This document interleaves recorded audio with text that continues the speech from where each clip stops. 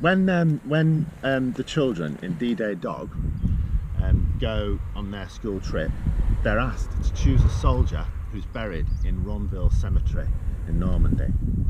And Jack chooses a soldier called Emile Corteil, who is half French, half English, and he's a dog handler. So when some of the men who fought in D-Day came by landing craft, landed on the beaches and fought their way up the beaches to drive the Germans back and to defeat the Germans, some men parachuted in, and a lot of the British were trying to get to a place called the Merville Battery, which is a gun placement quite near here, and a lot of them landed in this sort of area, which was slightly not where they were supposed to be.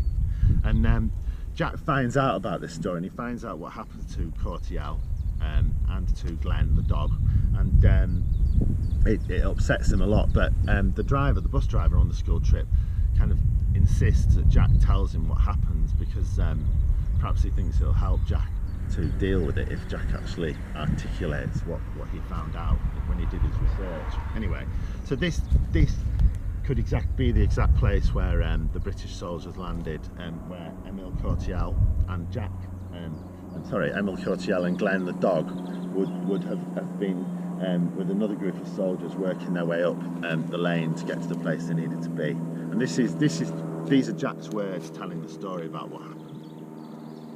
After he threw Glen out of the plane, Corteil jumped as well. He put a light on Glen's harness so that he could follow them down, each of them in a parachute. They landed, it was dark, and it was hard to judge what they were landing on. Some paratroopers landed in the fields that the Germans had flooded. Several men drowned, suffocated under their parachutes.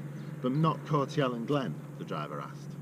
No, they landed in a marshy field, flooded, but not deep water. They were a long way from where they should have been. They had these clicker things to communicate.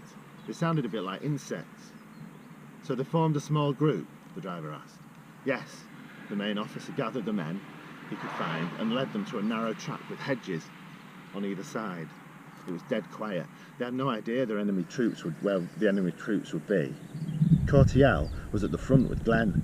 Glen was sniffing the air, smelling out the Germans. That was his job, Jack said. Different nationalities smell different. It's because of what they eat and what they wear and what they use to wash, everything like that. Good, the driver said. Tell me what happened, Jack. Well, Glen was supposed to sniff out mines too, bombs buried underground, which would go off if you trod on them. Right, the driver said.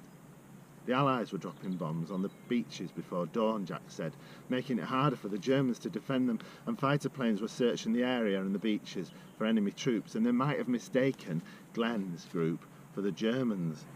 Glen heard them first. He stood still, so Corteil knew he had heard something. Corteil put his arm up, and the men behind him squatted, expecting to be shot at. Then they heard the planes coming, and the men tried to scatter off the track because they knew what was coming, but they couldn't escape because the hedgerows were so thick. And that's Jack trying to say what happened to the soldier that he'd researched and the dog. And that's kind of why Jack gets upset, because he doesn't believe that animals should be used in war. He's very upset that an animal's been used in war, and he kind of becomes upset with Emile Corteil, the soldier, and doesn't want to plant the cross in Corteil's grave. And that's the idea behind the story, because Jack, as you can see, has got his own dog, and he's really into dogs, and he finds the idea of animals being used in war appalling, I suppose. Anyway, that's a bit about what happened to Corteil in D-Day, and in a later video we're actually just over the fields there, and Corteil's grave is there, and we'll go over there, and I've got a bit from the book that I can read about that.